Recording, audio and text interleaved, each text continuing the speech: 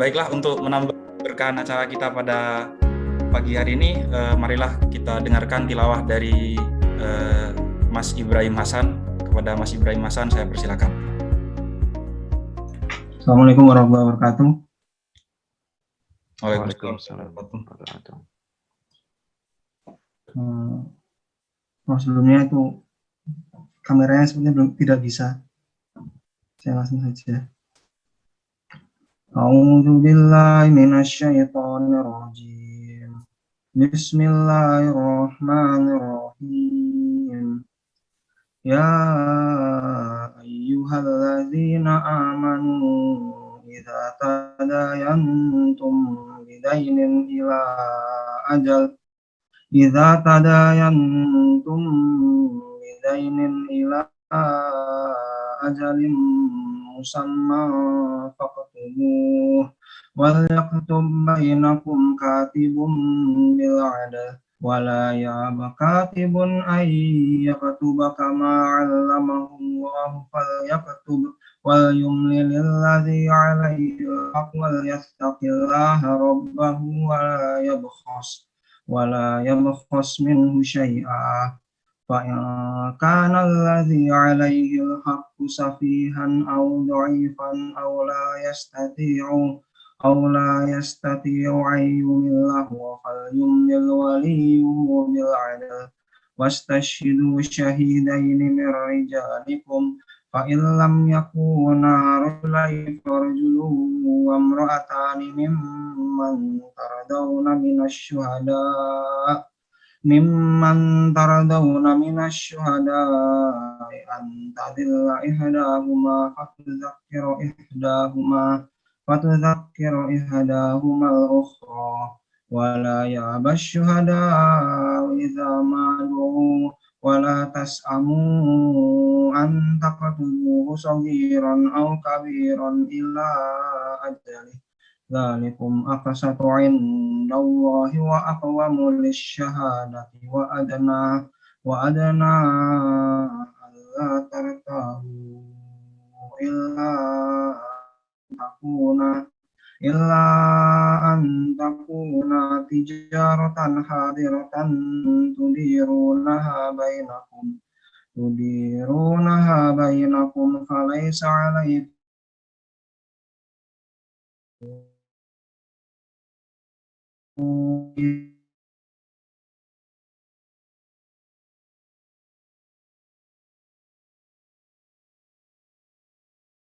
إنه فسوق بكم واتقوا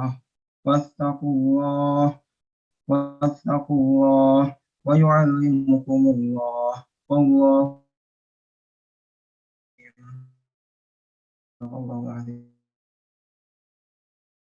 Ya, terima kasih Mas Ibrahim Hasan.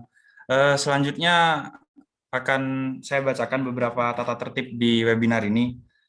Yang pertama, selama webinar berlangsung, peserta wajib membisukan mikrofon kecuali panitia memberikan kesempatan untuk berbicara. Terus untuk sesi tanya jawab bisa dilakukan dengan raise hand terlebih dahulu, lalu kemudian nanti panitia meng-unmute mikrofonnya, atau bisa dengan melalui komentar.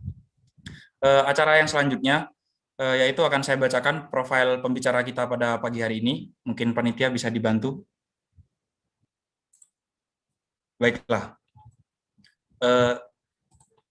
Berikut jadi pembicara kita pagi hari ini yaitu Coach Noven Suprayogi. Beliau adalah seorang dosen, seorang peneliti, dan seorang trainer.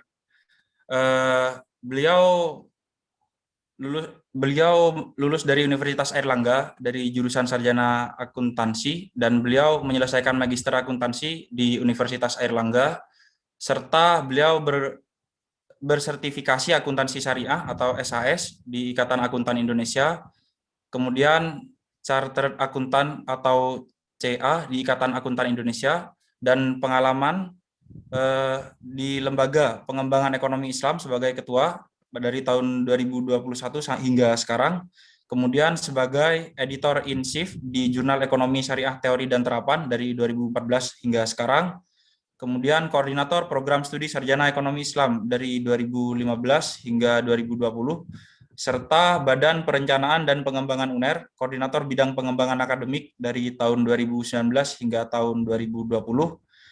Kemudian Dewan Etika FEB UNER sebagai sekretaris dari tahun 2018 hingga sekarang, dan Departemen Ekonomi Syariah sebagai sekretaris dari tahun 2013 hingga 2015.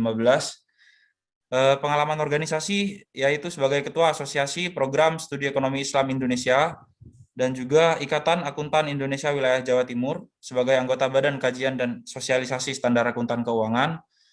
Kemudian sebagai anggota bidang pengembangan akuntansi syariah di Ikatan Ahli Ekonomi Islam atau IAEI Jawa Timur, dan juga anggota bidang pelatihan masyarakat ekonomi syariah atau MES Jawa Timur.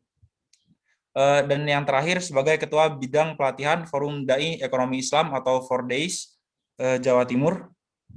Mungkin itu adalah profil dari pembicara kita pagi hari ini. Selanjutnya langsung saja kepada pembicara kita, Coach Noven Suprayogi. Waktu dan tempat saya persilakan. Oke, baik. Terima kasih. Bismillahirrahmanirrahim. Assalamualaikum warahmatullahi wabarakatuh. Waalaikumsalam warahmatullahi wabarakatuh. Alhamdulillah, nahmadu wa nasta'inu wa nastaghfiru wa na'udzu billahi min syururi anfusina wa min sayyiati a'malina.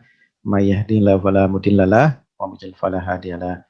Asyhadu an la ilaha illallah wa asyhadu anna Muhammadan abduhu wa rasuluh. Alhamdulillah, pada pagi hari ini kita bisa bertemu di dalam satu majelis ilmu yang mungkin pembahasan kita agak sedikit kontemporer gitu ya. Yaitu terkait dengan sebenarnya kalau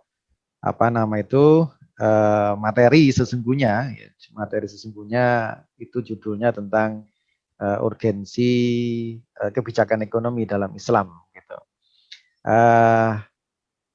Karena itu saya mencoba untuk merangkumnya gitu ya, karena memang kalau kita bicara kebijakan ekonomi itu sangat luas gitu ya. Banyak hal yang akan kita bahas. Mungkin nanti kita akan lebih banyak diskusi aja. Yang intinya adalah bahwasanya dalam Islam sendiri itu memiliki panduan-panduan sebenarnya, panduan-panduan yang bisa dipakai oleh para pengelola negara istilahnya ya, para pengelola negara itu dalam mengatur perekonomian. Nah, mungkin saya izin share screen. Sudah kelihatan ya? Kelihatan, Prof. Ya, baik. Jadi untuk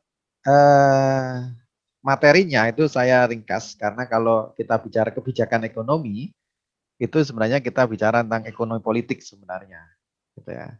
Sehingga kalau kita bicara ekonomi politik, gitu ya, kalau kebijakan ekonomi itu memang luas, gitu ya. Kalau kita bicara ekonomi Islam, itu juga sebenarnya luas karena kalau kita bicara Islam itu atau bicara syariah misalkan ya. Kalau di Indonesia mungkin namanya ekonomi syariah, gitu ya. Mungkin kita selalu akan bertanya, bedanya apa ekonomi syariah sama ekonomi Islam? Terus yang benar yang mana, ekonomi syariah atau ekonomi Islam? Mungkin ada sebagian orang yang mengatakan, oh sama, ya ekonomi Islam sama ekonomi syariah itu sama. Tapi bagi saya, ekonomi Islam dan ekonomi syariah itu berbeda. Kalau kita bicara ekonomi Islam itu perspektifnya lebih luas, gitu ya. Karena kalau kita bicara Islam itu kan bangunannya luas, gitu ya, bangunannya luas. Tapi kalau kita bicara syariah, syariah itu maka akan lebih spesifik. Nah, apalagi kalau kita lihat sebenarnya dalam Islam itu kan ada tiga ya, yaitu ada akidah, kemudian ada akhlak, kemudian ada muamalah sebenarnya kan begitu. Nah kalau kita bicara ekonomi syariah itu maka sebenarnya bicaranya hanya di aspek muamalah sebenarnya begitu. Tapi kalau kita bicara tentang ekonomi Islam itu maka kita akan bicara tiga hal tadi, yaitu akidah, akhlak, sama muamalah itu sendiri. Nah, karena itulah kalau kita melihat menyebutnya meskipun memang terminologi di publik gitu ya, kalau lebih cenderung ekonomi syariah gitu ya. Karena itu kenapa kalau orang bicara ekonomi syariah itu dikira membahas tentang masalah hukum-hukum muamalah gitu ya. Kajian-kajian ekonomi Islam itu selalu bicara masalah hukum-hukum muamalah karena kita menyebutnya ekonomi syariah tadi bukan ekonomi Islam. Kalau ekonomi syariah memang hanya spesifik di muamalah gitu ya. Dan muamalah spesifiknya lagi adalah muamalah di dalam maliyah gitu, di dalam apa istilahnya dalam pengelolaan kekayaan istilahnya begitu ya. Nah, ini yang jadi kita harus melihatnya karena itu saya menyebutnya adalah ekonomi politik dalam Islam gitu ya. Karena kalau kita bicara Islam, maka itu akan bicara 3 aspek tadi gitu. Nah, mungkin sebelum nanti kita jadi sekali lagi karena memang kalau kita bicara ekonomi politik gitu itu menjadi luas gitu ya. Mungkin yang ingin saya sampaikan juga kalau kita bicara politik itu sebenarnya bukan masalah kekuasaan ya. Kalau definisi selama ini kita menganggap politik itu adalah sebuah kekuasaan. Ya, sebenarnya bukan. Politik itu adalah masalah kepentingan publik sebenarnya. Nah, kalau kita bicara ekonomi politik itu adalah bicara tentang kepentingan publik dalam bidang ekonomi sebenarnya bukan begitu. Kalau dalam kita lihat dalam konteks lebih lagi ya kajian kebijakan itulah yang disebut nanti ekonomi politik gitu ya. Jadi karena kebijakan-kebijakan itu kan sifatnya untuk publik gitu ya. Oke, sebelum nanti kita bicara tentang ekonomi politik dalam Islam, maka kita mungkin akan membahas lebih dulu ya. Sebenarnya kalau kita bicara tentang analisis ekonomi itu apa sih sebenarnya gitu ya. Ini guidance ya karena ini kan para teknokrat ya, calon-calon teknokrat. Jadi jangan apa, teknokrat harus tahu juga gitu ya. Teknokrat harus tahu juga tentang masalah ekonomi, saya pikir, karena ada hubungannya nanti gitu ya. Kalau Anda lihat sebenarnya ilmu ekonomi itu pun yang apa istilahnya yang banyak tokoh-tokoh ekonomi itu asalnya dari teknokrat malah gitu ya. Salah satu kalau Indonesia itu adalah Pak Habibie ya, B.J. Habibie. Dulu ada namanya Habibinomik gitu ya. Jadi ada perseteruan antara Habibinomik sama Misionomik gitu ya. Itu pandangan teknokrat sama pandangan ekonom. Nah, itu berbeda gitu. Jadi ya mudah-mudahan nanti Anda ketika Anda menjadi teknokrat itu bisa menelurkan pemikiran-pemikiran ekonomi dan banyak apa istilahnya para tokoh ekonomi yang klasik ya itu juga banyak yang berasal dari para teknokrat juga gitu ya. Bahkan kalau Anda pelajari gitu ya akuntansi, kebetulan saya di akuntansi gitu ya, itu yang istilahnya meskipun itu digugat ya, penemu akuntansi itu kan Luca Pacioli. Gitu ya. Luca Pacioli ini bukan orang sosial tapi orang matematis. Ya, jadi dia menjelaskan tentang konsep akuntansi itu dalam buku geometri sebenarnya, matematis gitu ya. Karena itulah seringkali akuntansi itu lebih dekat ke persamaan dasar matematika sebenarnya, yaitu persamaan identitas sebenarnya seperti itu. Itu mungkin yang ahli matematika mungkin lebih paham.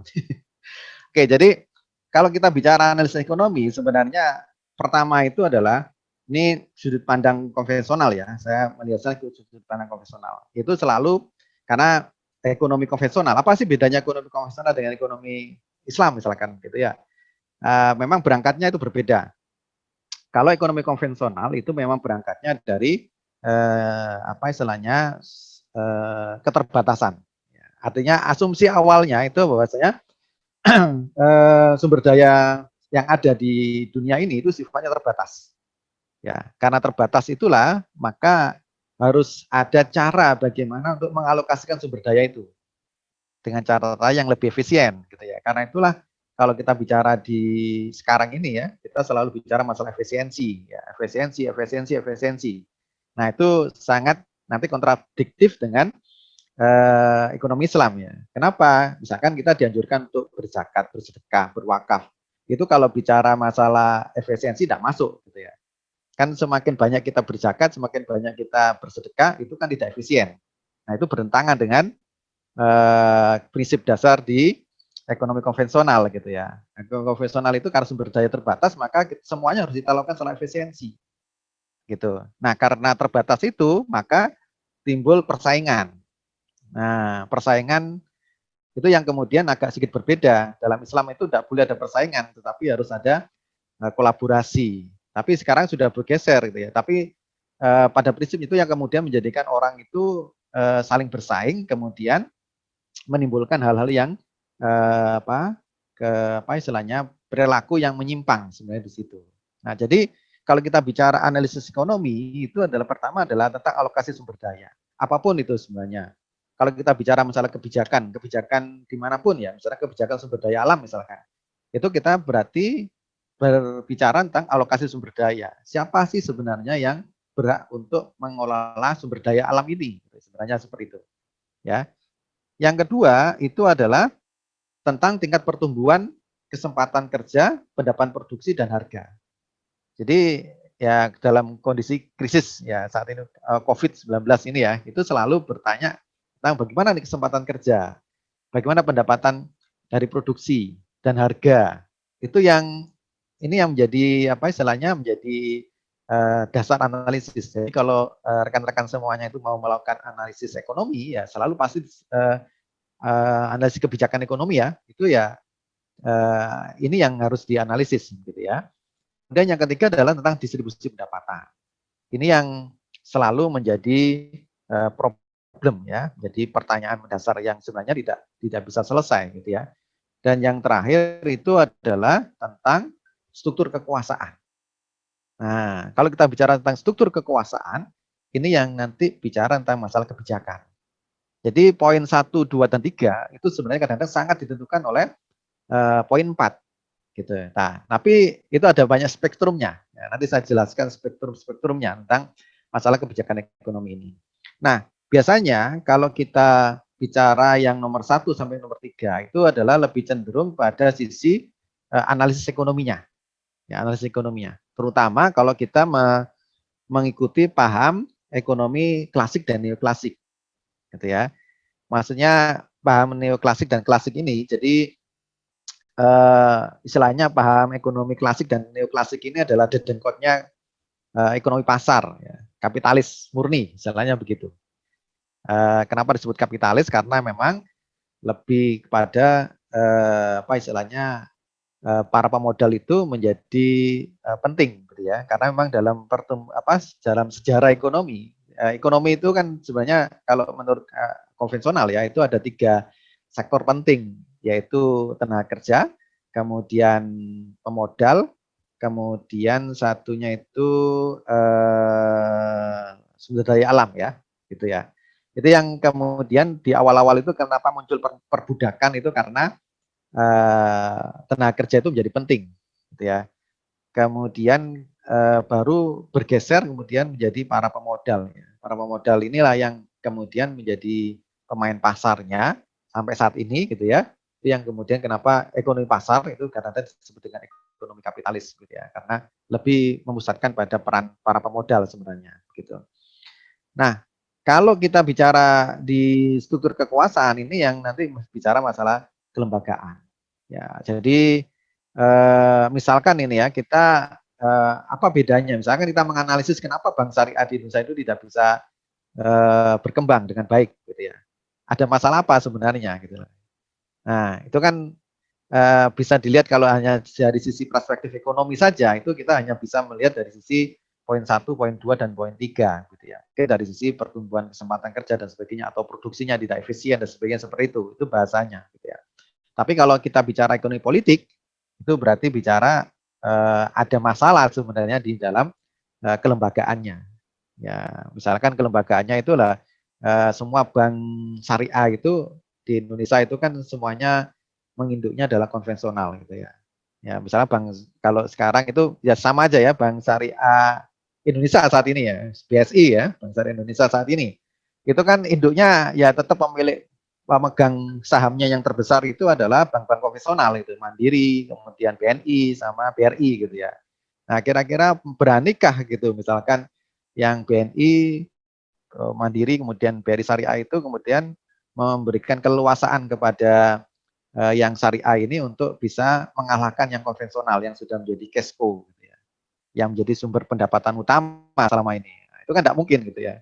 Jadi otomatis pasti akan dijadikan sampingan buat apa sih? Kalau misalkan kita itu punya sumber pendapatan utama, terus sumber pendapatan utama ini mau kita tutup dengan sumber pendapatan baru yang masih belum nama tumbuh ya, ya mungkin kan kita tidak akan memilih itu kan, strateginya agak kurang pas gitu ya. Ya itu yang kemudian kalau kita bicara analisis kelembagaannya atau ekonomi politiknya, itu ya sampai kapanpun sebenarnya bank syariah tidak akan pernah besar gitu. Itu kalau dari sisi ini ya, dari kajian ekonomi politiknya gitu ya. Nah, ini adalah analisis ekonominya. Kemudian sekarang kita bicara tentang ekonomi politik atau kebijakan ekonomi gitu ya. Jadi asal muasalnya kenapa ekonomi politik ini muncul karena memang apa istilahnya kita sudah mengenal tentang namanya ekonomi pasar. Ekonomi pasar itu adalah ya istilahnya adalah ekonomi pasar ini adalah mekanisme pasar ya. Jadi semuanya itu ditentukan oleh mekanisme pasar. Karena itu harga itu menjadi sesuatu yang penting. Ya, kalau misalkan kita itu sebagai seorang pedagang gitu ya, melihat oh pasar apa harganya sedang turun ya, misalkan gitu. Harga sedang turun, berarti kita sebagai produsen itu akan punya kesempatan untuk memproduksi barang itu lebih banyak. Karena kalau harga turun berarti permintaan akan naik, kan, seperti itu. Nah, itu akan ekonomi pasar ini anggap bahwasanya mekanisme itu akan berjalan secara alami, natural, gitu ya, semuanya berjalan. Tapi pada kenyataannya sebenarnya itu yang pandangan dari klasik ya, seperti itu, klasik dan neoklasik itu menganggap seperti itu. Tapi pada kenyataannya ternyata pasar itu tidak bisa berjalan secara sempurna. Ya, karena ada informasi asimetris tadi. Ya, itu yang kemudian menyebabkan orang itu tidak bisa pasar itu terjadi distorsi, gitu ya. Jadi ini yang dikatakan sebagai pasar itu mengalami kegagalan karena harga itu tidak mencerminkan kondisi sesungguhnya. Ya, karena itulah kalau dalam Islam itu tidak boleh adanya bai najasi gitu ya. Bai najasi itu adalah pembelian yang tipu-tipu ya, tipu-tipu informasi. Lalu bahasanya itu ada mak jomblang. Kalau Anda misalkan pernah pernah menemui seorang penipu gitu ya, misalkan ya ada orang bersekongkol gitu ya. Anda yang menjadi korbannya gitu ya. Itu kan ada orang menawarkan jam misalkan ya. Itu nanti ada orang yang menambah, wah jamnya bagus ini Mas gini gitu ya. Kemudian wah ini ya, yang harganya itu cuma 100.000, kemudian wah ini kalau di pasaran tuh harganya 1 juta Mas ini. Ini sampai dikasih kasih 500.000 itu wah sudah untung Mas, saya duit-duit tak tuku gitu ya. Itu kan bai najasi gitu ya. Jadi ada informasi asimetris yang itu yang kemudian pasar itu mengalami kegagalan. Dan itu sebenarnya banyak terjadi. Kalau Anda melihat pasar modal itu sebenarnya sangat banyak terjadi tren itu. Itu kenapa kemudian yang sekarang ini yang menjadi polemik ya, kalau Anda mengikuti pasar modal gitu, itu istilahnya ada pom-pom saham gitu ya, yang dilakukan oleh para influencer. Nah, itu yang kenapa menjadi polemik, karena para influencer itu bisa menjadikan distorsi informasi. Gitu ya. Distorsi informasi. Meskipun ya ada influencer yang yang terkenal gitu ya dikatakan oh saya kan enggak mengajak orang beli saham gitu ya. Tapi informasi-informasi dia itu bisa mempengaruhi pasar. Nah, itu yang istilahnya penggorengan saham ya. Itu yang enggak boleh sebenarnya. Nah, itu yang menyebabkan pasar itu gagal.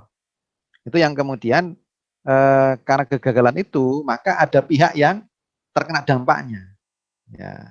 Nah, itulah akhirnya pemerintah itu harus membuat insentif gitu ya. Insentif supaya gimana insentif itu bukan diartikan ini ya. Insentif itu bukan diartikan sebagai satu hal yang menguntungkan ya, tapi insentif itu seperti peribahasanya stick and carrot gitu ya. Jadi dikasih sesuatu supaya orang itu berbuat sesuai dengan keinginan para pengambil kebijakan. Gitu ya. Misalkan nih kalau kenapa kok pemerintah saat ini itu membebaskan pajak untuk mobil misalkan itu ya. Itu kan sebenarnya insentif namanya. Insentif supaya orang itu banyak membeli mobil gitu ya dan produksi meningkat. Nah, itu kan harapannya seperti itu. Meskipun nanti efeknya adalah di kemacetan gitu ya. Jadi sebenarnya itu ya itu kontradiksinya kadang-kadang itu kontradiksinya seperti itu kadang-kadang ya. Nah, itu memang pilihan-pilihan kebijakan ekonomi seperti itu. Nah, kemudian yang berikutnya adalah keterbatasan peran pasar itu akibat informasi yang tidak lengkap tadi. Maka harus ada regulasi. Ya, regulasi supaya setiap orang itu bisa mengungkapkan informasinya dengan dengan lengkap. Masing-masing pihak itu memiliki informasi yang sama supaya tidak terjadi kegagalan pasar tadi. Sehingga dari situlah kemudian rekan sekalian, yang dimaksud dengan ekonomi politik itu secara sederhananya sebenarnya itu adalah cara pemerintah menyusun mekanisme yang memungkinkan seluruh partisipasi di pasar itu bisa berbagi informasi. Jadi memang informasi ini menjadi sangat penting. Ya, informasi itu menjadi sangat penting karena itu kalau sekarang ada namanya ekonomi informasi gitu ya. Kenapa? Karena semua kita membuat keputusan ya. Kita membuat keputusan itu selalu berdasarkan informasi.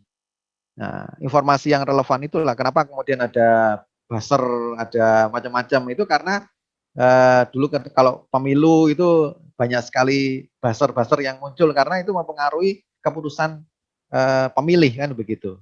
Nah, itu yang kemudian muncul asimetri informasi, berita hoax dan sebagainya seperti itu. Karena memang ini dunia sekarang adalah informasi itu menjadi penting karena informasi itu mempengaruhi pengambilan keputusan.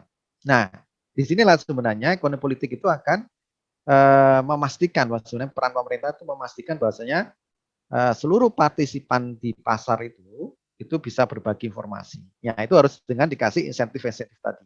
Gitu. Kita lanjutkan. Jadi sebenarnya kalau kita bicara ekonomi politik atau kita bicara tentang kebijakan ekonomi, itu adalah interrelasi antara aspek proses dan isu politik dengan kegiatan ekonomi dilakukan oleh masyarakat dan pemerintah. Jadi sebenarnya jangan sampai kita ini apa istilahnya agak alergi kalau kita bicara politik gitu ya. Politik itu hubungannya dengan partai politik tidak gitu ya. Atau politik itu bicara dengan kekuasaan tidak. Ini adalah menyangkut masalah kepentingan publik sebenarnya seperti itu. Jadi kita harus bisa mengaji ini dan kalau kita nanti sebagai pebisnis itu harus bisa memahami tentang ekonomi politik ini. Salah satu contoh misalkan ini yang mengubah mindset di teori konsep manajemen risiko gitu ya. Kita tahu kita awal-awal pertama kali ada Gojek gitu ya. Gojek itu adalah kalau selama ini orang berbisnis atau berusaha itu selalu menghindari risiko. Tapi Gojek itu adalah mengambil risiko. Kok bisa mengambil risiko? Karena dia tahu pada saat pertama kali mendirikan Gojek itu tidak ada aturan tentang masalah regulasi transportasi jasa online itu, tidak ada aturan. Makanya kemudian itu berani risiko. Kalau kita tidak berani mengambil risiko itu tidak berani, bisa-bisa ditutup karena tidak ada regulasinya gitu. Tapi sekarang ini banyak para pengusaha-pengusaha itu ketika tidak ada regulasi itu adalah kesempatan untuk mendirikan sebuah usaha. Nah, itu yang kemudian kenapa setelah Gojek tumbuh gitu ya, kemudian muncul banyak aturan-aturan kan dari departemen dari Kementerian Perhubungan mengatur ini, tapi kan nyatanya kan tidak efektif gitu ya. Karena sudah ya nanti kalau kita bicara ekonomi politiknya itu akan nyambung semuanya seperti itu. Tapi kenapa kok pemerintah tidak membuat kebijakan ya? Ya itu yang dikatakan sekarang ini kan kemudian istilahnya jasa transportasi online itu semakin meluas kan seperti itu. Yang sebenarnya sampai sekarang kan tidak ada regulasi yang cukup ketat sebenarnya seperti itu. Nah itu yang dikatakan orang itu mengambil risiko tadi gitu ya. Jadi ini penting untuk kita analisis kita sebagai pelaku masyarakat maupun pelaku bisnis kita harus tahu tentang ekonomi politik ini. Nah, kemudian instrumen-instrumen ekonomi tadi dianalisis dengan menggunakan sistem politik terjadi. Jadi sebenarnya kalau kita bicara masalah kebijakan ekonomi atau ekonomi politik itu sangat sangat dipengaruhi oleh nilai-nilai yang dipegang oleh pemerintahan ya. Atau ya norma-norma yang dipegang oleh pemerintahan itu menjadi sangat penting sebenarnya. Termasuk norma-norma yang ada dalam masyarakat itu menjadi penting karena itu menyangkut masalah kebijakan gitu ya. Sehingga dari situ apa bedanya ekonomi politik dengan politik, gitu, ekonomi dan politik, gitu ya. Jadi di sini kalau kita bicara ekonomi politik itu berarti ekonomi itu sebagai cara melakukan tindakannya, sedangkan politik itu menyediakan ruang untuk melakukan tindakan. Jadi maksudnya adalah politik itu dengan kekuasaannya itu menyediakan ruang, ya. Sedangkan ekonomi itu adalah memasuki sebagai tindakannya. Gitu. Karena itulah kadang-kadang tindakan para industriawan ataupun pengusaha itu sangat tergantung kepada politik, situasi politik. Strategi politik itu sangat menentukan sekali.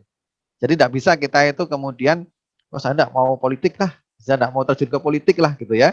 Saya tidak mau tahu urusan politik ya. Itu salah karena nanti semakin tinggi orang, semakin tinggi bisnismen gitu ya, semakin tinggi seorang pengusaha itu akan semakin mendekati ranah politik gitu ya. Ya cobalah sekarang para konglomerat ya, para konglomerat yang ada itu kan semuanya selalu mendekat dengan para penguasa gitu ya. Karena tujuannya adalah mempengaruhi kebijakan politik tadi. Jadi kadang-kadang kalau saya menyebutkan antara politikus sama pengusaha itu 11-12 sebenarnya. Mirip-mirip gitu ya. Karena ya sekarang itu analisis Tempo kemarin itu banyak pengusaha yang masuk ke DPR gitu ya. Itu sebenarnya bukan karena suara atau apa gitu, tapi juga karena untuk memengaruhi kebijakan politik, kebijakan ekonomi politik yang ada di Indonesia supaya untuk menyelamatkan usahanya gitu ya. Itu analisa yang lain gitu ya. Nah, disinilah kemudian ekonomi politik itu mempertemukan antara ekonomi dan politik dalam hal yaitu apa? Alokasi sumber daya ekonomi untuk memenuhi kebutuhan masyarakat. Jadi sekali lagi, kalau kita bicara politik itu adalah bicara masalah kepentingan publik sebenarnya, gitu ya. Oke, jadi kalau Anda sudah terlibat dalam kepentingan publik itu sebenarnya Anda sudah bicara tentang politik, gitu ya. Kalau saya tidak mau ngurusi publik kalau begitu ya berarti Anda individualis gitu. Nah itu kan tidak boleh, sebagai seorang muslim itu kan harus memiliki selain soleh ya, tapi juga harus musli. Musli itu berarti memiliki kepedulian terhadap kepentingan publik sebenarnya seperti itu. Nah di sini mazhab ekonomi politik itu pertama adalah mazhab klasik dan neoklasik. Nah, ini sih supaya nanti kita bisa tahu ya. Saya sampaikan ini supaya Anda tahu kira-kira kebijakan ekonomi politik Indonesia saat ini tuh pakai mazhab yang mana gitu. Jadi kalau klasik dan neoklasik ini itu adalah intinya begini, kalau di mazhab klasik dan neoklasik itu pemerintah itu tidak boleh ikut campur tangan. Jadi biarkanlah pasar itu memutuskan sendiri. Karena dianggap pasar itu sudah memiliki cara yang alamiah gitu ya. Nah, peran negara itu hanya dibatasi pada peran distribusi pendapatan saja. Itu kalau klasiknya. Di neoklasiknya, oke lah diperluas sedikit, tidak hanya masalah distribusi pendapatan, tapi adalah berkaitan dengan masalah kepemilikan, eksternalitas, gitu ya, monopoli, duopoli, dan barang publik. Maksudnya eksternalitas ini misalkan gini, ya sekarang ini kan banyak ya, pemerintah itu misalkan memberikan ini ya, undang-undang perlindungan undang-undang perlindungan lingkungan misalkan gitu ya. Itu kan sebenarnya kan di situ. Jadi boleh nih pasar ini bebas, tapi nanti kalau ada dampak efeknya, ya Anda harus punya tanggung jawab nih sosialnya. Itu yang seringkali kita menyebutkan tanggung jawab sosial, gitu ya. Yang sekarang dibahas itu tentang corporate social responsibility, gitu ya. Itu adalah menyangkut masalah internalitas. Artinya para pemodal itu ya harus diberikan sanksi ya, diberikan sanksi ketika mereka itu memberikan efek negatif pada lingkungannya, gitu ya.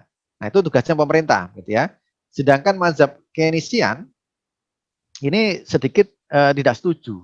Artinya kalau di mazhab neoklasik dan klasik itu, pasar itu sesuatu yang sempurna, tidak mungkin gagal. Itu prinsipnya mereka. Tapi di Keynesian ini menyadari bahwasanya pasar itu mengalami kegagalan, gitu ya. Pasar mengalami kegagalan. Karena pasar itu mengalami kegagalan, maka harus ada campur tangan negara. Nah, contohnya saat ini, misalkan saat ini kan boleh katakan karena ketika COVID terjadi, itu kan pasar tuh gagal. Gagal dalam artian ya tak bisa melakukan penyesuaian dengan cepat, gitu ya. Nah, akhirnya daya beli masyarakat turun, gitu ya. Permintaan turun, gitu ya. Nah, ini kan perlu peran negara ini untuk bisa memulihkan kondisi ekonomi. Ya, karena itulah kalau sekarang ini kenapa ada kebijakan-kebijakan yang diambil oleh pemerintah, ya misalkan mulai dari bantuan kepada UKM-KM dan sebagainya seperti itu adalah tujuannya adalah untuk meningkatkan agregat permintaan tadi. Karena apa? Karena pasar mengalami kegagalan, ya, karena akibat COVID ini, maka diperlukan peran pemerintah. Nah, disinilah jadi kalau di perbedaannya, kalau di klasik dan klasik itu haram pemerintah itu campur tangan, gitu ya. Di Keynesian itu boleh pemerintah itu melakukan ya apa istilahnya melakukan koreksi ya terhadap kegagalan pasar itu.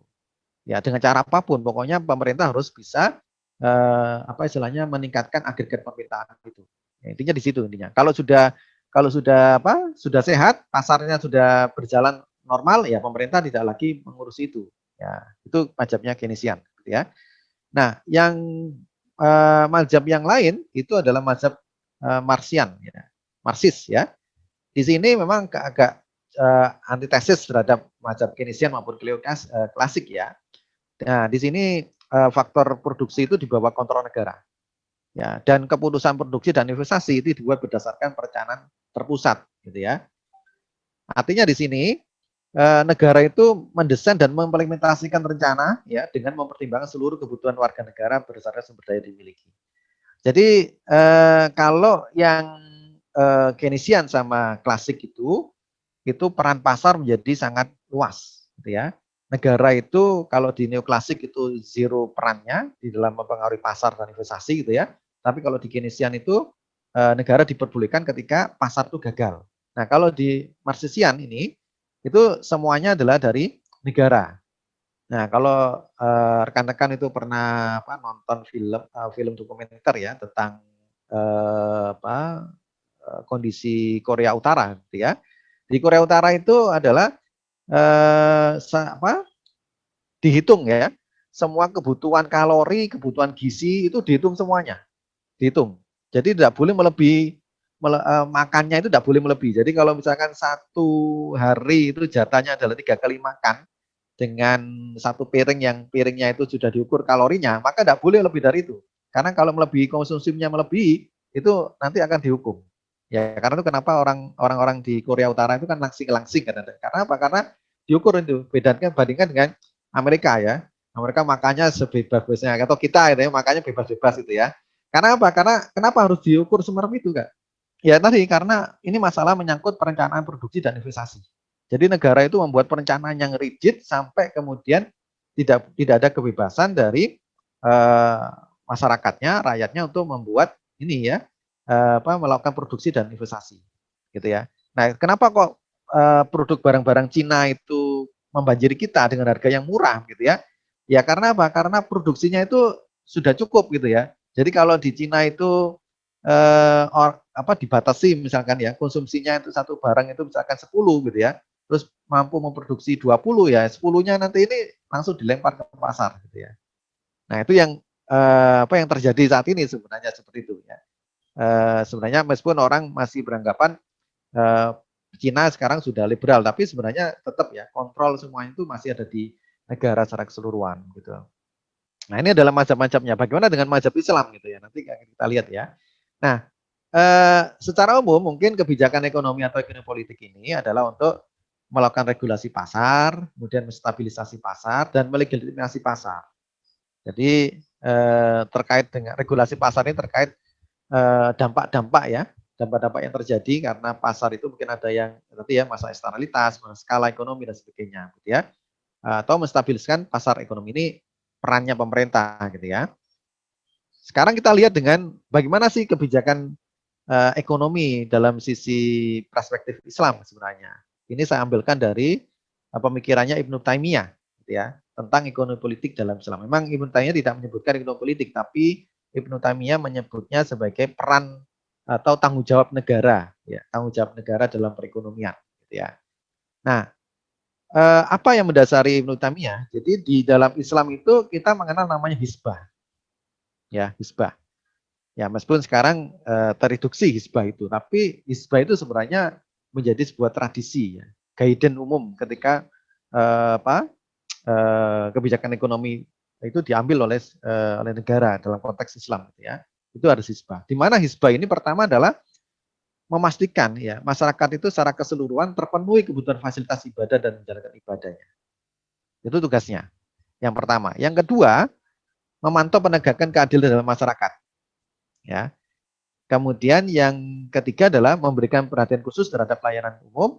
Kemudian itu secara umumnya seperti itu. Nah, fungsi hisbah dalam ekonomi, ya, kenapa ini hisbah ini jadi penting ya? Karena memang memiliki peran sentral ya. Karena kita tahu dalam sirah gitu ya, ketika Rasulullah pergi ke pasar gitu ya, kan beliau memfungsikan diri sebagai hisbah. Ketika kemudian beliaunya ketika Rasulullah ini memasukkan tangannya ke dalam tumpukan tumpukan kurma gitu ya, yang kemudian didapati ternyata di dalamnya itu adalah basah gitu ya. Jadi kurang baik. Yang luar nampak baik, yang anu nampak baik lah. Itu fungsi-fungsi hisbah sebenarnya. Dan masih banyak lagi memang fungsi-fungsi hisbah itu dicontohkan oleh Rasulullah dan para sahabat ya. Apa yang dilakukan hisbah dalam ekonomi? Pertama adalah mengolah keseimbangan. Ya, di sini maksudnya keseimbangan adalah keseimbangan dalam sisi distribusi pendapatan maupun keseimbangan dalam hal pemenuhan ini ya, pemenuhan kebutuhan masyarakat gitu ya. Kemudian mengatur pasokan ya. Jadi terutama adalah pasokan ini karena itu dalam Islam itu tidak boleh ada ikhtikar, ya, tidak boleh menimbun dan sebagainya. Jadi di sini adalah mengatur pasokan. Jadi dalam artian di sini negara itu memiliki perannya ada ya, tetapi memang tidak sampai menentukan harga ya. Tapi adalah ini mengatur supaya pasar itu tetap bisa berjalan secara normal. Ya. Jadi kalau misalkan ada barang yang produksinya turun karena sesuatu hal ya, maka berarti ada peran pemerintah di situ harus dilakukan sebenarnya. Nah, sebenarnya kalau dulu konsepnya Pak Soeharto gitu ya, itu sebenarnya ada sisi fungsi hisbahnya di sini sebenarnya kadang-kadang gitu. Ketika terutama barang-barang publik yang pasokannya itu kurang ya, itu kan ada misalkan Bulog semacam itu. Nah, itu harusnya kan bisa mengatur pasokan tadi ya supaya harga itu tetap bisa istilahnya bisa tetap berjalan gitu ya. Nah, cuma ya karena masalah-masalah yang lainnya sehingga mungkin tidak bisa berjalan optimal gitu ya. Kemudian kontrol harga. Ya, jadi maksudnya di sini kontrol harga itu bukan menetapkan harga. Ya. Dalam sebuah sirah gitu kan ada para sahabat itu yang ada seorang bersahabat itu bertanya kepada Rasulullah, "Ya Rasulullah, tentukan harga darimu," gitu ya. Rasulullah menjawab, "Oh tidak, saya tidak mau menentukan harga. Biarkanlah Allah itu yang menentukannya." Ada lagi sahabat bertanya lagi, "Ya Rasul, tentukan harga." Jawaban Rasulullah sama. Artinya sebenarnya kalau dari konteks ini sebenarnya kebijakan ekonomi Islam, politik Islam itu juga menyerahkan kepada pasar sebenarnya. Ya, mekanisme pasar itu dijalankan. Cuma yang dimaksud dengan kontrol harga ini adalah fungsi hisbah itu adalah memastikan bahwasanya harga yang terbentuk dalam pasar itu merupakan harga yang wajar. Harga yang bukan karena ada penimbunan, harga yang bukan karena itu distorsi informasi sehingga konsumen itu mendapatkan harga yang tidak adil dan sebagainya seperti itu. Nah, itu yang dikontrol oleh hisbah ini. Jadi yang dimaksud dengan kontrol harga ini adalah memastikan ketika pasar, jadi semua ulama sepakat tidak boleh dilakukan penetapan harga, tetapi boleh melakukan kontrol ketika harganya itu tidak tidak istilahnya tidak adil ya, tidak realistis lah. Misalkan tiba-tiba naik tinggi gitu ya, maka fungsi hisbah ini harus mengidentifikasi kenapa kok tidak tiba-tiba harganya melambung tinggi sebenarnya seperti itu. Nah, itu harus di fungsi hisbah ini menganalisisnya apakah ini karena faktor ada penimbunan dan sebagainya gitu ya. Nah, itu yang yang dimaksud dengan kontrol harga tadi. Gitu ya. Kemudian struktur kredit. Nah, maksudnya ini adalah dalam konteks ini hisbah itu adalah tidak membolehkan ada praktek-praktek riba gitu ya. Nah, ini yang kemudian menjadi fungsinya hisbah itu dalam ekonomi itu. Kemudian hak milik ya. Nah, di sini maksudnya adalah jadi di dalam hisbah ini, dalam ekonomi ini, ketika ada sumber daya yang tidak dimanfaatkan secara penuh gitu ya oleh masyarakat, maka nanti hisbah ini yang akan mengupayakan ya supaya istilahnya harta tadi itu bisa dimanfaatkan secara penuh gitu ya. Atau misalkan kalau misalkan ada masalah gini ya, hak milik itu bebas ya. Misalkan bebas dalam Islam itu bebas dilaksanakan, cuma harus mengikuti kaidah-kaidah yang ada. Jadi misalkan memproduksi bar. Kalau yang di konsep mazhabnya konvensional tadi gitu ya, itu kan pemilik modal itu bebas sebebasnya. Kalau ada efek, baru kemudian diberikan sanksi. Nah, kalau di hisbah ini adalah dalam hak milik ini adalah maksudnya diatur gitu ya. Diatur bagaimana kepemilikan tadi. Misalkan saya sebagai pemilik modal ya, kemudian akan membangun pabrik misalkan. Nah, fungsi hisbah ini kalau sekarang adanya AMDAL ya, analisis dampak lingkungan gitu ya. Itu enggak, kalau memang itu melanggar kepentingan publik yang lain, maka tidak boleh dilaksanakan. Ya, gitu. Jadi ada proses pencegahannya. Ya sebenarnya sekarang ini sebenarnya sudah ada proses-proses seperti itu sebenarnya. Cuma masalahnya kembali lagi, ya mungkin dalam bahasanya nanti ada bahasa kegagalan masyarakat, gitu ya. Kegagalan masyarakat dalam melaksanakan atau kegagalan pemerintah dalam menjalankan regulasi-regulasi yang ada, gitu ya. Nah itu fungsi isbah. Jadi kalau di sini kita lihat sebenarnya dari perspektifnya Ibnu Taimiyah itu negara memiliki peran gitu ya, peran untuk menjaga pasar itu supaya bisa berjalan secara apa namanya itu secara baik gitu ya, dengan menggunakan fungsi-fungsi hisbah tadi, gitu ya. Juga termasuk pemanfaatan sumber daya manusia ini. Jadi pemanfaatan sumber daya manusia ini menurut Ibnu Taimiyah, ketika banyak pengangguran, maka pemerintah itu harus menyediakan dalam artian adalah mencari ya lapangan-lapangan atau menghasilkan apa ya, membuka kesempatan kerja yang itu bisa apa istilahnya mempekerjakan para pengangguran tadi, sebenarnya gitu. Ya, jadi maksudnya di sini adalah pemanfaatan sumber daya manusia itu. Jadi ada seruan, ada peran dari pemerintah gitu ya untuk bisa menjadi regulator ya, regulator supaya penyediaan lapangan pekerjaan itu tersedia ya bagi masyarakat yang ada gitu ya. Kemudian efisiensi di sektor publik. Efisiensi di sektor publik ini maksudnya adalah fungsi hisbah itu adalah menghilangkan ya korupsi, suap, ya, riswa dan sebagainya seperti itu. Jadi karena itu memang menimbulkan biaya transaksi yang besar, gitu ya. Nah itu yang fungsi hisbah dalam ekonomi, gitu ya. Sehingga ada apa penelitian tentang pengaruh tingkat indikator apa tingkat korupsi terhadap pertumbuhan ekonomi, gitu ya. Jadi memang ada yang hasil penelitian itu ternyata memang semakin tinggi tingkat korupsi, indeks korupsinya makin tinggi, itu pertumbuhan ekonominya ternyata melambat, gitu ya. Tidak dibandingkan dengan negara yang tingkat tingkat korupsinya rendah, gitu ya. Ternyata pertumbuhan ekonominya lebih tinggi, gitu ya. Karena memang korupsi, riswa dan sebagainya itu akan menyebabkan biaya transaksi, ya. Bahasanya adalah di dalam ekonomi biaya transaksi itu menjadi lebih besar, gitu ya, tidak efisien, gitu ya. Nah, itu Ibnu Taimiyah. Sekarang kalau dari Ibnu Khaldun, eh, itu mengatakan bahwasanya ini pusatnya memang di pemerintahan kalau Ibnu Khaldun ini.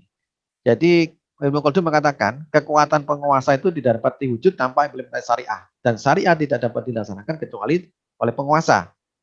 Kemudian Ibnu Khaldun juga mengatakan penguasa tidak dapat memperoleh kekuatan kecuali dari masyarakat dan masyarakat tidak dapat ditopang kecuali oleh kekayaan. Dan kekayaan tidak dapat diperoleh dari pembangunan dan pembangunan tidak dapat dicapai melalui keadilan. Nah, di sini keadilan merupakan standar yang dievaluasi oleh Allah SWT kepada umatnya dan penguasa, gitu ya. Karena di sini maksudnya apa? Ibnu Khaldun ini menyampaikan bahwasanya kalau kita bicara masalah ekonomi, ya itu kan tujuannya sama satu sebenarnya, itu menciptakan kemakmuran dan kesejahteraan sebenarnya.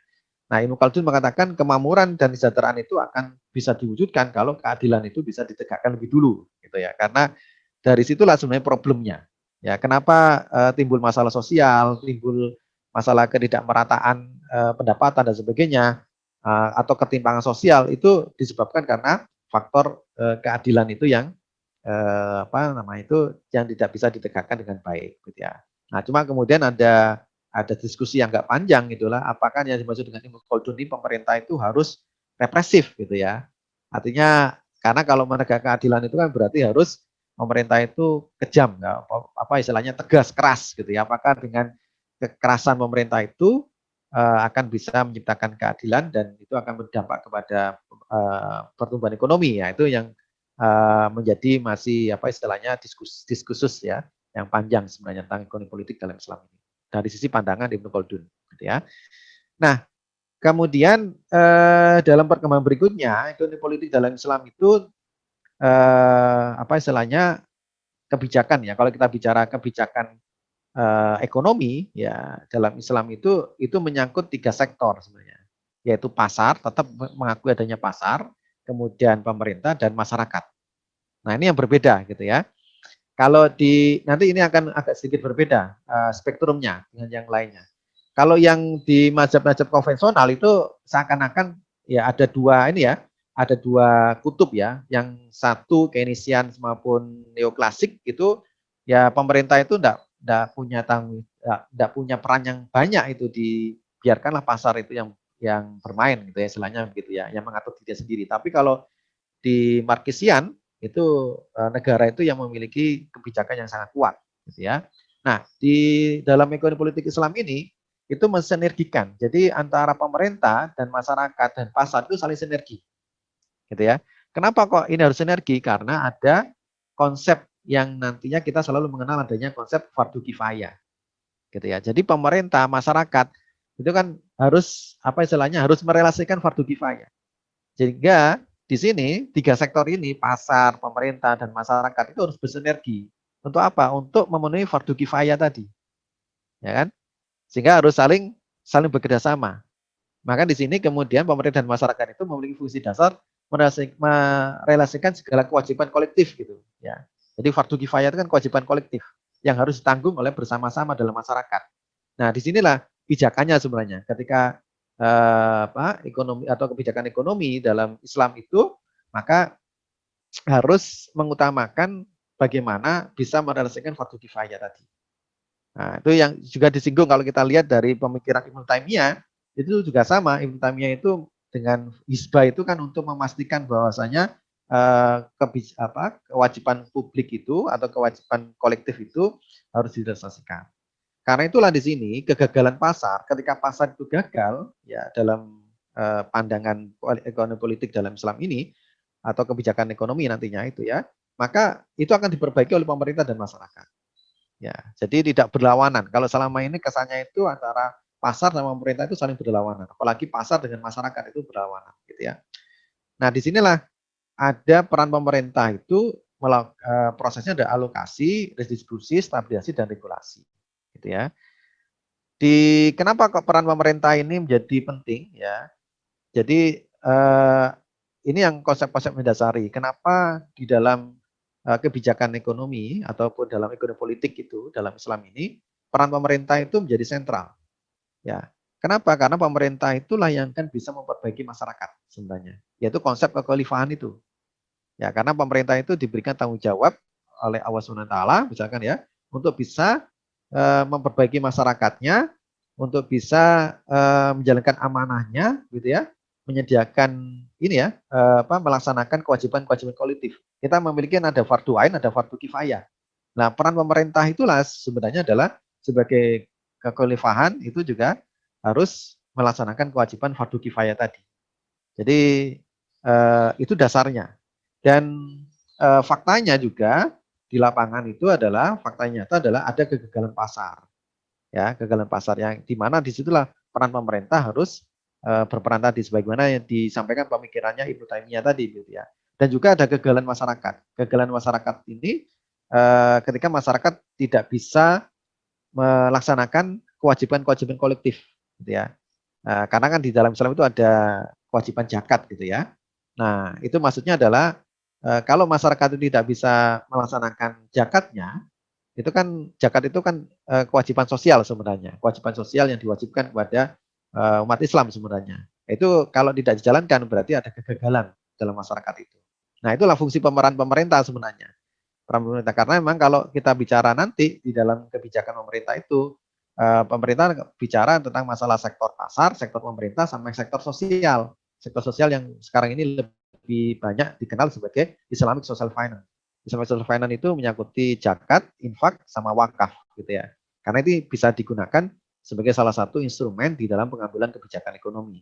Nah, itu itu dalam perspektif Islam ya, kebijakan ekonomi atau ekonomi politik dalam Islam. Nah, peran pemerintah ini adalah memastikan ya, jadi memastikan jaga implementasi nilai dan moral. Jadi perannya di sini adalah tidak hanya kalau tadi di neoklasik ataupun di Keynesian itu kan diberikan kesempatan, tapi yang tidak boleh menyangkut masalah ekonomi gitu ya. Nah kalau di sini di perspektif ekonomi Islam ini, politik ekonomi Islam ini adalah pemerintah itu memiliki tanggung jawab moral ya untuk menjaga keseluruhan ya, kemudian memastikan agar pasar itu memperjualbelikan barang dan jasa yang halalan thayyiban gitu ya. Ya ini kan isu yang menarik ketika ya Pak Presiden itu memberikan izin investasi di 3 investasi miras ya di tiga provinsi gitu ya. Nah itu kan ini jelas itu akan bertentangan dengan kebijakan ekonomi politik Islam gitu ya, karena di sini jelas jangankan investasi ya, ini menjaga pasarnya aja tidak boleh memperjualbelikan, berarti kan tidak boleh juga untuk memproduksi sebenarnya. Kemudian melembagakan nilai-nilai persaingan sehat ya, kejujuran ini adalah untuk menjadikan pasar itu bisa tetap berjalan. Kemudian pasar ini ya, ini kalau yang ini pasar barang dan jasa harus sesuai dengan prioritas kebutuhan. Artinya di sinilah sebenarnya untuk mencegah supaya masyarakat itu tidak istilahnya mengkonsumsi ya kebutuhan-kebutuhan yang ya arahnya supaya masyarakat tidak mubazir lah istilahnya begitu ya. Kemudian memastikan dan menjaga mekanisme pasar dalam berlangsung sempurna, daya saing dan daya beli para pelaku pasar yang lemah. Artinya ini mereka-mereka yang memiliki istilahnya modal yang lemah atau memiliki akses pasar yang lemah, itu harus dibantu oleh pemerintah gitu ya, supaya bisa istilahnya bermain di pasar gitu ya. Kemudian menciptakan harga yang adil ya. Kemudian bukan menetapkan harga ya, tapi menciptakan harga yang adil di sini, yaitu menghilangkan informasi-informasi yang asimetris tadi, supaya setiap pelaku pasar itu bisa mengetahui informasi dengan merata gitu ya. Kemudian mengelola kekayaan publik jika masyarakat gagal mengelolanya gitu ya. Jadi pemerintah boleh ya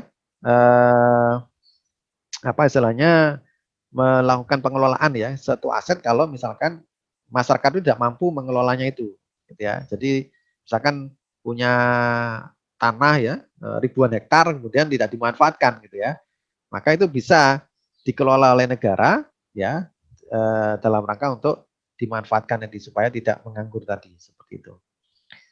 Tapi bukan diambil alih ya, tapi di sini pengelolaannya ya, pengelolaannya itu yang kemudian dikelola negara supaya publik itu bisa memanfaatkan dengan baik gitu ya. Kemudian mendorong sektor industri barang dan jasa. Jadi memang lebih kalau situasi saat ini boleh dikatakan kan dunia itu mengalami decoupling ya antara sektor industri dengan sektor keuangan ya, terutama Indonesia. Indonesia itu adalah sektor industrinya itu mengalami penurunan drastis, sedangkan di sektor keuangannya itu mengalami kenaikan yang cukup luar biasa. Nah, itu bisa kita lihat fenomena pandemi ini kelihatan sekali ya. Pasar modal itu mengalami kenaikan yang luar biasa, tapi industri turun gitu ya. Nah, ini kan istilahnya bahasanya decoupling. Harusnya idealnya itu adalah ketika sektor keuangan itu meningkat, ya harusnya di sektor industri juga meningkat harusnya itu. Tapi itu tidak terjadi. Nah, itu yang kemudian menjadi problem sebenarnya di Indonesia gitu ya. Kemudian ada yang di dalam perspektif ekonomi politik Islam ini adalah peran masyarakat. Ya, itu yang tidak muncul di kebijakan ekonomi politik ya, atau kebijakan ekonomi ya di masa-masa tadi ya. Di sini kenapa kok dalam ekonomi politik Islam ini itu muncul peran masyarakat? Karena ada konsep fardu kifayah tadi. Ya, ada konsep fardu kifayah, ada konsep hak milik publik, ada kegagalan pasar, ada kegagalan pemerintah. Jadi kalau ketika pasar gagal, pemerintah gagal, maka ada peran masyarakat. Nah, peran masyarakat di mana dalam konteks sistem ekonomi Islam itu, yaitu ada di zakat dan wakaf tadi. Nah, itu yang kemudian kenapa kalau ini juga ramai ya di konteks sekarang ini kalau di kalangan para penggiat ekonomi syariah itu kan saat ini ekonomi Islam sudah berubah pendulumnya. Ya, kalau dulu sifatnya bottom up, sekarang sifatnya adalah top down, gitu ya. Karena sudah itu apakah karena ada kegagalan pasar, ada kegagalan pemerintah, maka kemudian peran masyarakat ini yang main gitu ya. Nah, walau bisawab gitu ya. Itu banyak sekali analisisnya di sini. Itu masalah kebijakan ekonomi politik yang ada di Indonesia gitu ya. Kemudian peran masyarakat dalam perekonomian itu apa? Yaitu menjaga kebutuhan ekonomi keluarga, ya. Kemudian artinya di sini konsepnya adalah keluarga itu menjadi suatu hal yang penting dalam menopang perekonomian negara, gitu ya. Kalau ekonomi keluarganya kuat, ya maka ekonomi negara itu juga akan jadi kuat. Sehingga di dalam konteks kebijakan ekonomi dalam Islam itu pemerintah harus memastikan ya bahwasanya setiap keluarga itu terpenuhi kebutuhannya, gitu ya. Kemudian mengelola zakat, infak dan sedekah, ya, karena sebagai sumber kalau dalam kebijakan ekonomi Islam itu ini sebagai salah satu peran masyarakat ketika pemerintah gagal, kemudian pasar gagal, maka ada peran masyarakat nih untuk menyelamatkan ekonomi sebenarnya seperti itu. Maka harus ada karena kalau itu apa istilahnya zakat, infak, kemudian wakaf itu sebenarnya itu akan menjadi masuk bagian dari kebijakan ekonomi yang harus diatur dalam sisi perspektif Islam, gitu ya. Kemudian menyediakan pelayanan sosial ini masyarakat ya ketika pemerintah ini saya rasa sudah ya misalkan pemerintah tidak bisa saat ini di Indonesia misalkan pemerintah tidak bisa menyediakan pendidikan murah gitu ya maka muncullah pendidikan-pendidikan murah yang dilakukan oleh masyarakat. Nah itu kan ketika pemerintah gagal, pasar gagal dan sebagainya, kemudian peran masyarakat itu bermain di sini gitu ya. Gitu. Kemudian pengelolaan wakaf gitu ya. Pengelolaan wakaf ini juga menjadi peran masyarakat ketika tadi ada kegagalan pasar dan kegagalan pemerintah. Gitu ya. Mungkin itu yang bisa saya sampaikan sebagai pengantar diskusi kita pada kesempatan kali ini tentang urgensi kebijakan ekonomi dalam Islam. Jadi memang atau ekonomi politik Islam ya istilahnya gitu ya. Jadi sangat kalau kita bicara masalah kebijakan ekonomi gitu ya itu sangat tergantung sekali kepada sistem ya sistem politik ya sistem politik maupun nilai-nilai atau norma-norma yang dipegang oleh pemerintah gitu ya sebagai apa istilahnya pengambil kebijakan ekonominya gitu. Walau misal mungkin itu sebagai pengantar dari saya untuk diskusi kita pada pagi hari ini. Sekian, wassalamualaikum warahmatullahi wabarakatuh. Waalaikumsalam warahmatullahi wabarakatuh. Terima kasih Coach Noven. Mungkin selanjutnya sesi diskusi atau tanya jawab kepada peserta. Saya persilakan untuk menyampaikan pertanyaannya. Bisa dengan raise hand atau dengan kolom komentar. Silakan.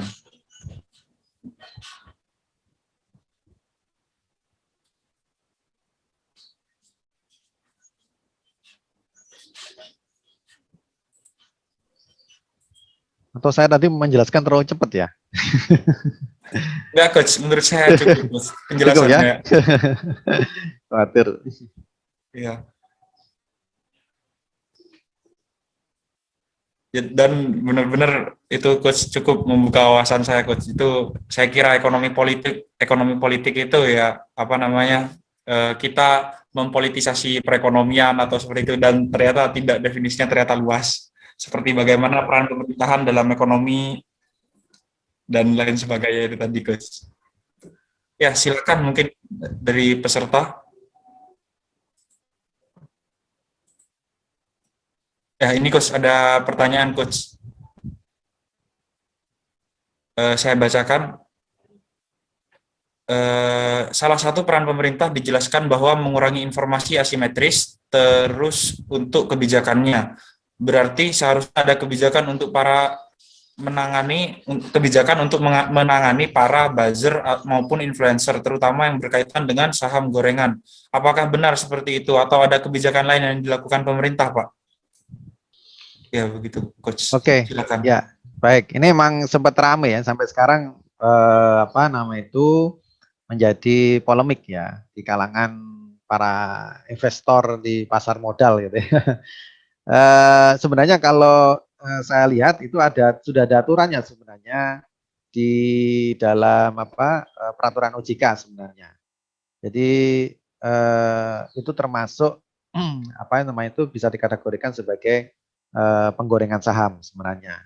Dan itu bisa bisa kena sanksi hukum sebenarnya. Cuma masalahnya memang ada satu delik yang itu menjadi perdebatan adalah para influencer ini mengatakan tidak apa istilahnya tidak mengajak gitu ya. Jadi hanya memberikan informasi. Meskipun itu selagi menjadi polemik juga karena di dalam misalkan di pasar modal ya, itu kan ya, ada istilah yang namanya insider trading ya. Jadi kita tidak boleh nih memberikan informasi yang misalkan nih ada kasus dulu ya, ada kasus dulu itu suami istri ya bekerja, suaminya ini bekerja di pasar modal, kemudian istrinya itu bekerja di salah satu perusahaan ya. Perusahaan tempat kerjanya istrinya ini adalah salah satu emiten atau apa istilahnya perusahaan yang listing di Bursa Efek Indonesia gitu ya.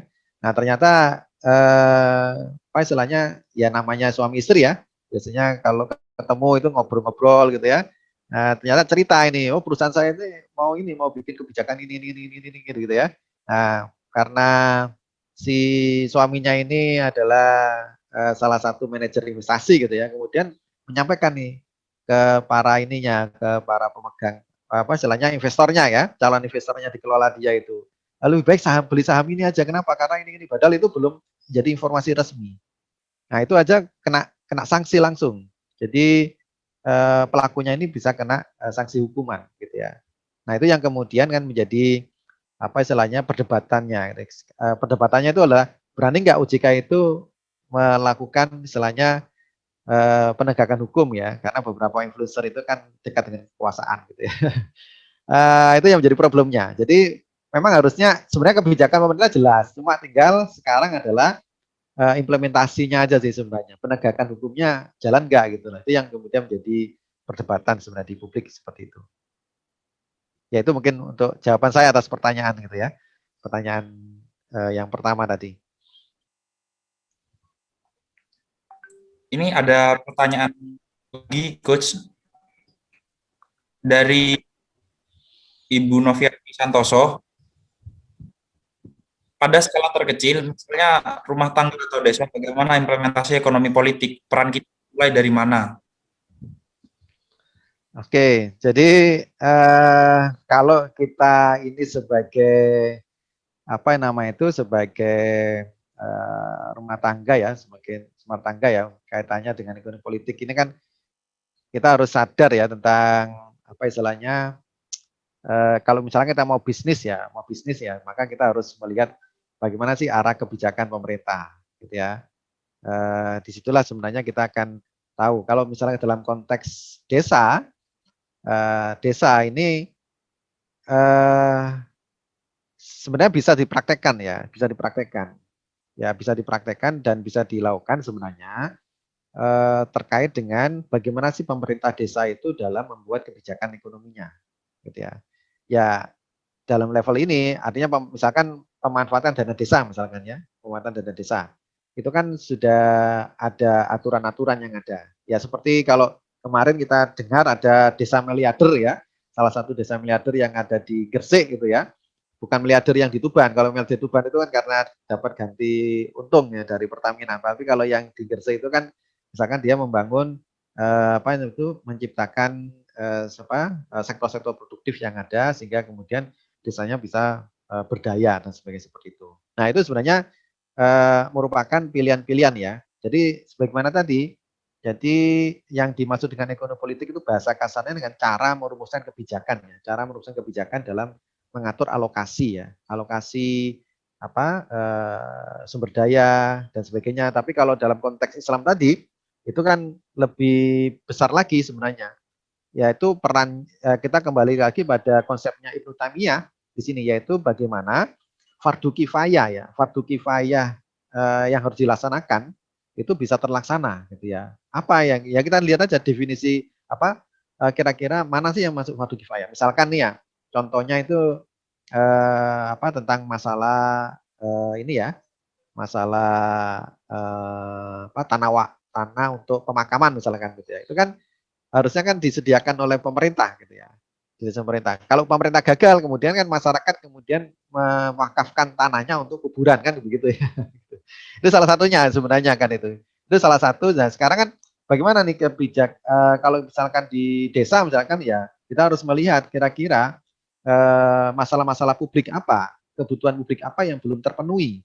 Nah kira-kira kenapa kok belum terpenuhi? Nah itu kan harus bisa dirunut. Berarti letaknya adalah bagaimana interaksi kalau kita dalam konteks ekonomi politik Islam tadi, maka peran masyarakat, peran pemerintah dan peran pasar dalam artian di sini pasar itu adalah para penggerak ya, penggerak pasar itu ya, bisnismen dan sebagainya itu di mana perannya itu, di mana kegagalannya, kegagalan para pasar tadi atau pemerintah desanya atau masyarakatnya. Nah itu yang mungkin yang bisa kita analisis kemudian kita perbaiki sebenarnya seperti itu.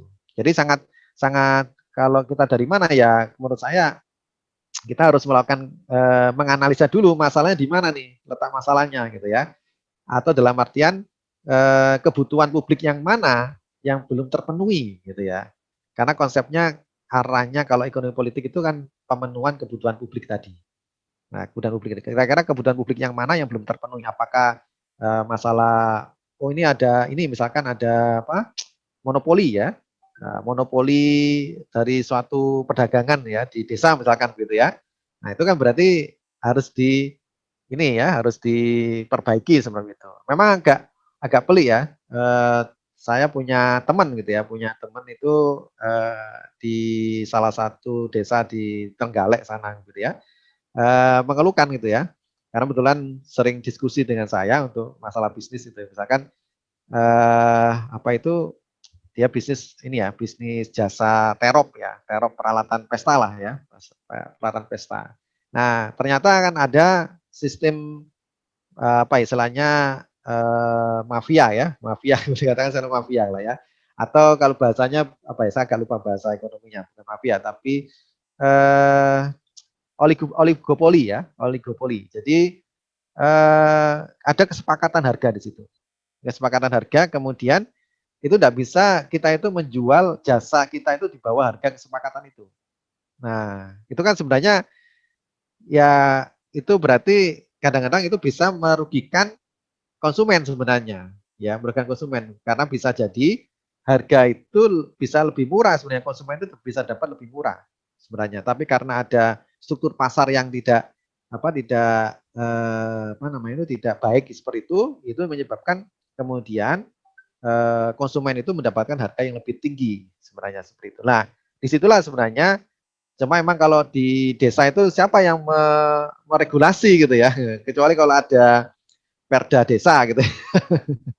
Ya walau bisa, jadi dari situ bisa diusulkan perda desa tentang aturan-aturan main dalam pemberian jasa dan sebagainya. Itu salah satu contoh aja nih sebenarnya gitu. Kalau kita bicara level yang lebih rendah gitu ya di desa maupun di rumah tangga. Mungkin itu untuk yang pertanyaannya Bu Novi Yanti tadi. Ya, baik. Ini ada pertanyaan lagi, Coach, yang mungkin yang terakhir ini. Yang pertama dari Bu Widya, yang pertama bagaimana tahap-tahap melaksanakan ekonomi politik Islam? Terus yang kedua, tadi disebutkan dalam ekonomi Islam jika ada kegagalan pasar akan diperbaiki pemerintah dan masyarakat. Apakah bisa diberikan contohnya pada masa penerapan ekonomi Islam itu seperti apa? Terima kasih. Baik, jadi kalau bicara bagaimana tahapan melaksanakan ekonomi politik Islam, ya mungkin saya lebih cenderung mengikuti pandangannya Ibnu Taimiyah, gitu ya. Di mana kebijakan artinya di sini memang agak berbeda ya kalau di mazhab-mazhab konvensional tadi itu menghilangkan peran pemerintah, bahkan peran masyarakat itu dihilangkan. Ya.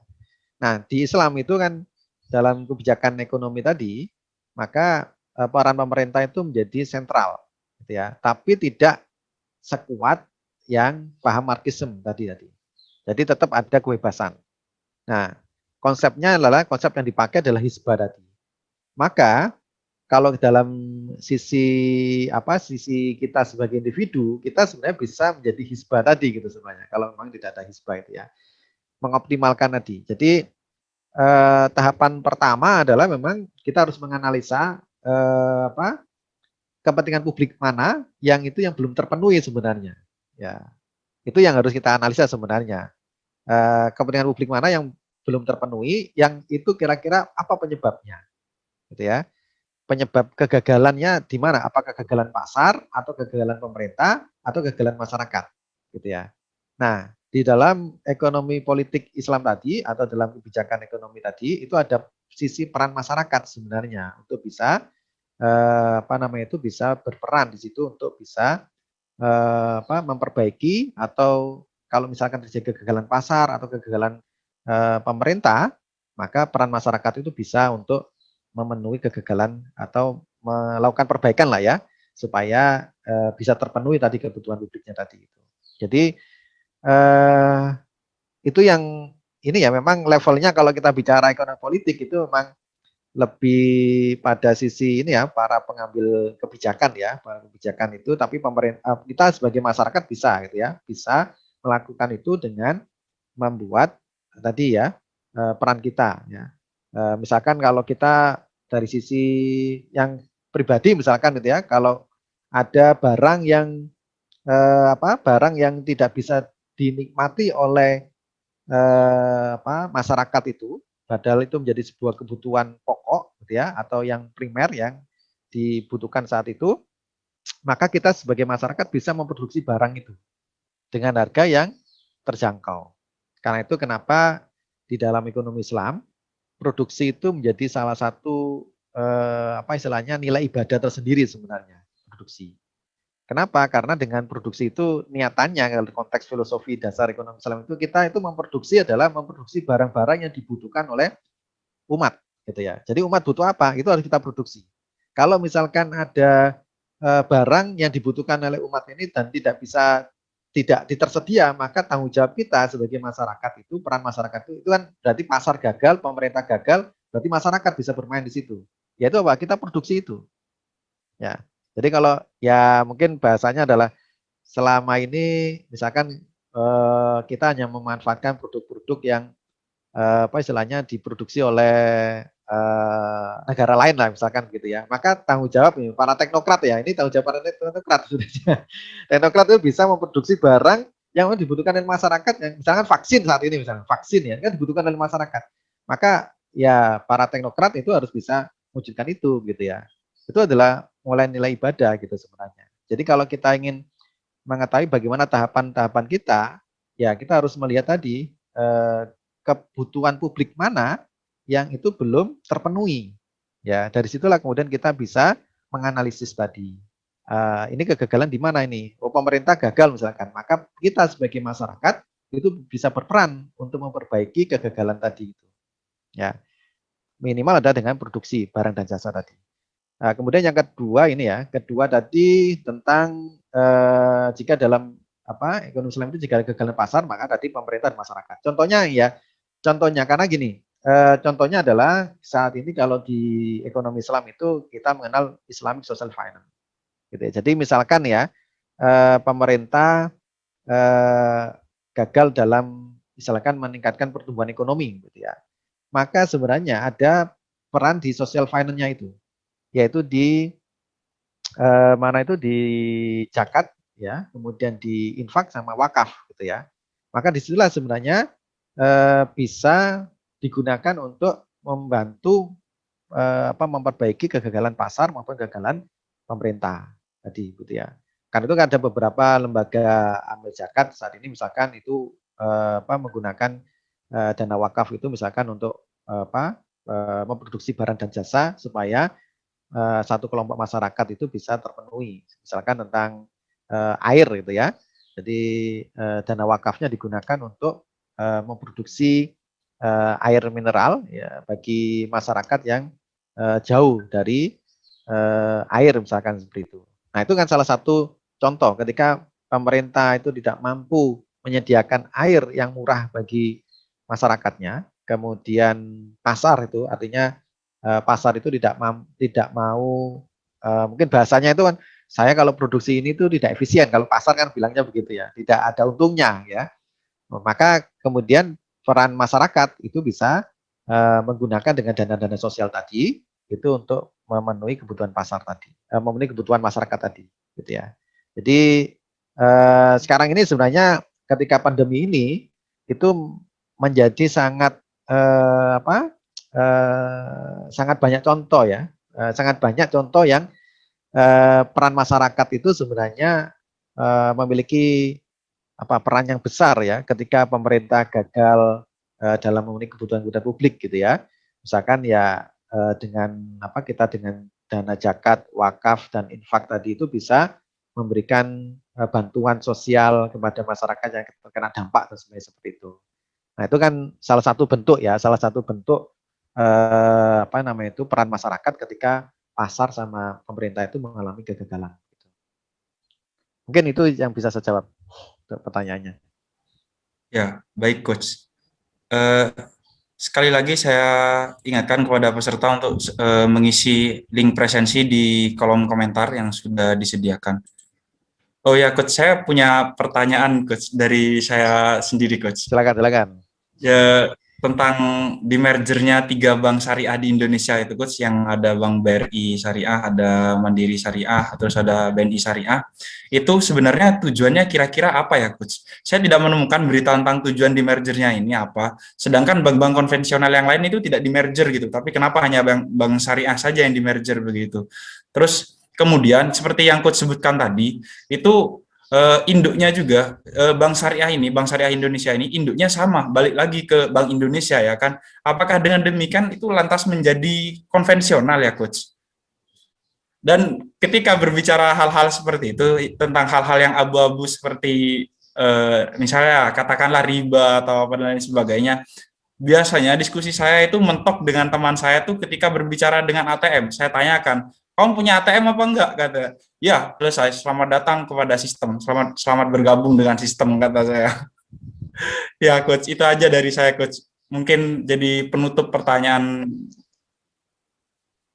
Oke, baik. Tadi pertanyaan keduanya apa? Tadi agak samar tadi saya Ya, menangkapnya. pertanyaan keduanya itu Coach. Jadi kan menginduk, jadi Bank Syariah Indonesia itu Ya, menginduk kepada Bank Indonesia. Itu kan menjadi apa namanya? Apakah syariahnya itu apa bedanya dengan yang konvensional gitu kalau sama-sama menginduk kepada Bank Indonesia? oke, baik, baik. Mungkin pertanyaan pertama gitu ya tentang ini kita menganalisisnya, guys. Analisisnya ada analisis ekonomi politik ya, bukan analisis ekonomi. Berbeda dengan itu yang sudah saya jelaskan tadi ya. Jadi kan sebenarnya ketika ketika bangsa tahun 90-an ya atau awal 2000 lah ya. 2000 sampai sekarang itu sudah ya 20 tahun lebih ya. 20 tahun lebih sebenarnya. Tapi kan terjebak pada posisi ya market share-nya itu masih 5-6%. Terakhir ini 6% ya. Ada masalah sebenarnya kan itu ya. Masalah kalau analisisnya kita kita hari ini bicara masalah ekonomi politik, Mbak. Analisisnya itu berarti ada masalah di kelembagaan gitu ya. Salah satunya ya saya sebutkan tadi ya. Jadi tujuan yang dicapai oleh pemerintah dengan menggabungkan itu adalah untuk meningkatkan aset ya, meningkatkan targetnya itu kan Indonesia itu bisa selama ini masih kalah ya dengan Malaysia. Mungkin masih posisinya itu kalau di keuangan syariah itu masih posisi 5, posisi 5 atau posisi 4 saya agak lupa gitu ya. Yang nomor 1 memang Malaysia. Nah itu kan kepinginnya itu menggeser Malaysia sebenarnya. Posisinya adalah menggeser Malaysia dengan harapannya adalah dengan rakyat itu lebih bisa menggunakan jasa perbankan syariah tadi. Nah, cuma memang itu masih dari sisi aspek ini ya, tinjauannya masih tinjauan aspek analisis ekonomi. Ya. Tapi kalau analisis kelembagaan atau kebijakan atau ekonomi politiknya itu karena ada yang mengatakan itu kurang tepat. Bank syariah itu tidak bisa berkembang karena bank-bank yang lainnya akhirnya bank syariah yang lainnya tidak bisa berkembang karena pasarnya diambil semuanya oleh bank merger ini gitu ya. Karena ini kan memiliki pasar paling besar sebenarnya. 3 bank itu memiliki pasar paling besar. Artinya kan pemainnya akhirnya semakin sedikit kan. Nah, kalau pemain sedikit itu sebenarnya menjadikan pedagang itu sebenarnya itu akan memberikan keuntungan bagi konsumen sebenarnya gitu. Jadi bandingkan misalkan ada pasar yang pemainnya hanya 2 orang penjual saja dengan pasar yang pasti akan terjadi yang diuntungkan itu sebenarnya yang konsumen yang berada di pasar yang ada 10 penjual itu dibandingkan yang 2 ini. Karena dia bisa memiliki banyak pilihan. Nah, sekarang ini kan dengan di merger ini maka tidak ada banyak pilihan yang kemudian bisa jadi bank yang besar ini menjadi ini istilahnya itu pembuat harga kan gitu ya, pembuat harga. Jadi kalau saya ini penguasa pasar gitu ya, ya semuanya akan mengikuti penguasa pasar gitu ya, harganya akan ditentukan itu yang menjadikan tidak sehat. Ini analisis ekonomi politik ya, analisis ekonomi politiknya seperti itu gitu ya. Nah, jadi ya itu memang menjadi tanda tanya, masih tanya tanya. Artinya apakah dengan merger bank syariah itu bisa terpenuhi nih kebutuhan? Karena kebutuhan publik itu kan membutuhkan jasa perbankan yang murah, efisien, dan bisa memenuhi istilahnya kebutuhan syariah gitu ya intinya gitu. Karena selama ini kan masih dianggap bank syariah itu masih mahal, bank syariah itu masih tidak efisien dan sebagainya seperti itu. Nah itu apakah nanti terpenuhi nggak kebutuhan publik itu nanti kita lihat kajian realisasinya dalam beberapa tahun ini. Itu yang pertama. Kemudian yang kedua mungkin ini saya sampaikan mungkin ada jadi Bank Indonesia dengan bank itu berbeda ya. Bank Indonesia ini dia adalah sebagai regulator moneter sebenarnya ya regulator moneter. Jadi dia bukan sebagai bank, tapi dia ini adalah regulator moneter. Nah, tapi memang ada hubungannya dengan perbankan. Kenapa? Karena menyangkut masalah jumlah uang yang beredar di dalam masyarakat. Nah, itu yang kemudian kenapa karena sistemnya ekonomi moneternya itu masih menggunakan bunga ya, sehingga untuk mengatur jumlah uang yang beredar dalam masyarakat, maka yang dimainkan adalah tingkat suku bunga. Jadi dia sebenarnya tidak mengeluarkan jasa perbankan tidak, tapi dia adalah regulator. Regulator untuk mengatur jumlah peredaran uang yang beredar dalam masyarakat. Nah, itu caranya dengan apa? Dengan memberikan insentif ya, memberikan insentif kepada perbankan tadi. Misalkan sekarang ini supaya karena sekarang ini kan pandemi ini kan uang yang beredar dalam masyarakat kan turun nih. Ya, itu yang menyebabkan harga-harga turun dan sebagainya seperti itu, ekonomi lesu dan sebagainya seperti itu. Maka pemerintah kemudian membuat kebijakan, oke, tingkat suku bunga diturunkan ya. Sekarang kan diturunkan ini. Ya, itu saatnya kita untuk ngambil utang misalnya gitu. Ambil utang. Harapannya karena orang banyak berutang kemudian digunakan untuk konsumsi atau untuk produksi itu kan nanti agregat permintaan akan tumbuh dan sebagainya seperti itu. Itu harapannya seperti itu ya harapannya. Ini kan semacam relaksasi ekonomi supaya jumlah uang yang beredar. Sekarang ini kan masyarakat lebih banyak menyimpan uangnya kan. Kenapa itu di pasar modal sekarang naik gitu? Karena orang-orang kaya yang punya duit itu nggak mau konsumsi gitu ya. Jadi lebih baik diinvestasikan ke pasar modal gitu ya. Itu yang bikin kemudian jumlah uang yang beredar di masyarakat menjadi rendah gitu ya. Nah, itu tujuannya seperti itu. Jadi BI ini bukan sebagai perbankan. Jadi statusnya memang bukan bank syariah, bukan bank konvensional, tapi memang regulator dia. Regulator, cuma memang instrumennya yang dipakai karena masih menggunakan sistem moneter konvensional, ya memang masih menggunakan instrumen bunga tadi, gitu ya. Ya itu mungkin jadi meskipun itu menginduk ke misalkan ini yang dimaksud menginduk tadi saya maksud adalah menginduk ke ini ya seperti Bank Syariah Indonesia ini ya itu kan pemegang sahamnya itu adalah PT Bank Mandiri, kemudian PT BNI bersama PT BRI Syariah, BRI ya, PT BRI gitu ya.